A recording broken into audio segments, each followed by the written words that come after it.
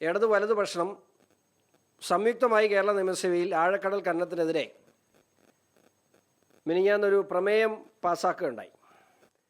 എനിക്കിവിടെ പറയാനുള്ളത്, ഈ പ്രമേയം തന്നെ ഇപ്പോൾ കേരള തീരദേശ മേഖലയിൽ കേന്ദ്ര സർക്കാരിനെതിരായ ഒരു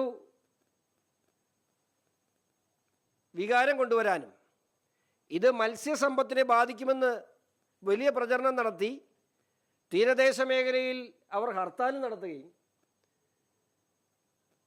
സമരങ്ങൾ നടത്തുകയും ഒക്കെ ചെയ്യുന്ന ഒരു പ്രവണത ഈ കഴിഞ്ഞ 2 ആഴ്ചയായി നമ്മൾ കാണുന്നുണ്ട്.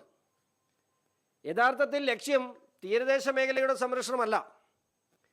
യഥാർത്ഥത്തിൽ ലക്ഷ്യം കേരളത്തിൽ നടന്നുകൊണ്ടിരിക്കുന്ന ധാതുമണൽ കൊള്ള പുറം ലോകം അറിയരുത്. കേന്ദ്ര സർക്കാരിന് പൊതുമേഖലാ സ്ഥാപനങ്ങൾക്ക് മാത്രം അവകാശപ്പെട്ട പൊതുമേഖലാ സ്ഥാപനങ്ങൾ വഴി മാത്രം നടപ്പിലാക്കാൻ കഴിയുന്ന ധാതുമണൽ ഖനനം ദുരന്ത നിവാരണ അതോറിറ്റിയുടെ 2019 5-ാം മാസത്തിലെ ദുരന്ത നിവാരണ അതോറിറ്റിയുടെ ഓർഡറിൻ്റെ മറവിൽ കഴിഞ്ഞ 5 വർഷക്കാലമായി സ്റ്റിൽ ഇന്നും കേരള തീരത്ത് നടന്നുകൊണ്ടിരിക്കുന്നു. മത്സ്യസമ്പത്തിനെക്കുറിച്ച് ആകുലപ്പെടുന്ന മുഖ്യമന്ത്രി കൊല്ലം മുതൽ, കൃത്യമായി പറഞ്ഞാൽ കൊല്ലത്ത് വലിയഴിക്കൽ മുതൽ ചെല്ലാനം വരെയുള്ള പ്രദേശത്ത് ഈ കരിമണൽ ഖനനം വഴി വന്നിട്ടുള്ള പരിസ്ഥിതിയാക്കാതെ ഒരക്ഷരം ഇടുന്നില്ല. അതായത് ഈ ഒറ്റ പഞ്ചായത്ത് മാത്രം, ആലപ്പാട് പഞ്ചായത്ത് മാത്രം, ആ പഞ്ചായത്ത് 908 സ്ക്വയർ കിലോമീറ്റർ ആയിരുന്നു ആ പഞ്ചായത്ത് ഉണ്ടായിരുന്നു. ഇന്ന് ആ പഞ്ചായത്ത് 82 സ്ക്വയർ കിലോമീറ്റർ ഉള്ളൂ. ബാക്കി മുഴുവൻ കടലെടുത്ത് പോയി. 82 സ്ക്വയർ കിലോമീറ്റർ ഉള്ള പഞ്ചായത്ത്. പൊന്മന പഞ്ചായത്ത് 600 വീടുകൾ ഉണ്ടായിരുന്ന ഒരു പ്രദേശത്ത് ഇന്ന് ആകെയുള്ളത് 2 വീടും ഒരു അമ്പലമാണ്. അവിടെയൊന്നും മുഖ്യമന്ത്രിക്ക് പരിസ്ഥിതിയെക്കുറിച്ചോ അല്ലെങ്കിൽ ഖനനം വഴി ഉണ്ടാകുന്ന പാരിസ്ഥിതിക പ്രശ്നങ്ങളെക്കുറിച്ചോ മുഖ്യമന്ത്രിക്ക് പറയാനില്ല.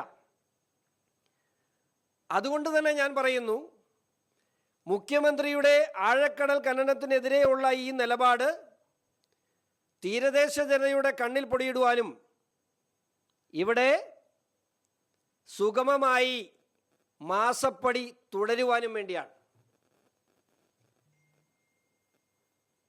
എൻ്റെ നിലപാടതാണ്. ഇവിടെ നിങ്ങൾക്കറിയാം, മാസപ്പടിയിൽ ഇടത് വലത് മുന്നണികൾ അതിൻ്റെ നേതാക്കന്മാർ ആരൊക്കെയാണ് പൈസ മേടിച്ചതെന്നുള്ളത് ഇൻട്രീം സെറ്റിൽമെൻറ്റ് ബോർഡിൻ്റെ ഉത്തരവിലുണ്ട്. പിണറായി വിജയൻ മാത്രമല്ല, PV മാത്രമല്ല, OC ഉണ്ട്, RC ഉണ്ട്, ഐക്യയുണ്ട്, അതുപോലെ KK ഉണ്ട്. അപ്പോൾ ഇവർ ഇത്തരത്തിലൊരു പ്രമേയം പാസ്സാക്കുന്നതിൽ നമുക്ക് അത്ഭുതപ്പെടാനില്ല. ഇവരുടെ ലക്ഷ്യമെന്ന് പറയുന്നത് 100% ആഴക്കടൽ ഖനനത്തിന് ശേഷം തീർച്ചയായും കേരള തീരത്തുള്ള അനധികൃത ഖനനങ്ങൾ കേന്ദ്ര സർക്കാരിൻ്റെ ശ്രദ്ധയിൽ വരികയും അത് ഔദ്യോഗികമായി പാരിസ്ഥിതിക അനുമതിയോടുകൂടി നടക്കുന്ന സാഹചര്യമുണ്ടായാൽ CMRLൻ്റെ ഉൾപ്പെടെയുള്ളവരുടെ നേതൃത്വത്തിൽ കേരള തീരത്ത് ഒരു 10 പതിറ്റാണ്ട് കാലമായി നടന്നുകൊണ്ടിരിക്കുന്ന കൊള്ളയില്ലാതാവും. ആ കൊള്ളയില്ലാതായാൽ ഇവരുടെയൊക്കെ കൈകളിലേക്ക് കഴിഞ്ഞ കാലങ്ങളിൽ വന്നുകൊണ്ടിരുന്ന കോടിക്കണക്കിന് രൂപ, 1-2 കോടിയൊന്നുമല്ല, കോടാനുകോടി രൂപ. ഞാൻ SFIO എൻ്റെ കേസുമായി, ഞാൻ കൊടുത്ത കേസുമായി ബന്ധപ്പെട്ട് SFIO ഹൈക്കോടതിയിൽ, ഡൽഹി ഹൈക്കോടതി നൽകിയ റിപ്പോർട്ടിൽ ഒരു പരാമർശമുണ്ട് 2-ാമത്തെ പേജിൽ. Upon receipt of a complaint alleging corruption, money laundering and terror sympathizing etc. inquiry under section 206 of the Companies Act 2013 was ordered by the Registrar of Companies against Companies Bangalore to inquire into the affairs of Exalogic Private Limited.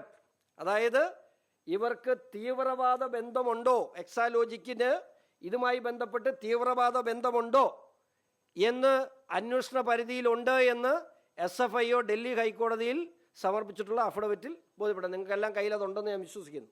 പക്ഷേ ഇവിടെ ആരും ഇത് പരാമർശിക്കുന്നില്ല എന്നുള്ളതാണ് നമുക്കുള്ള പ്രശ്നം.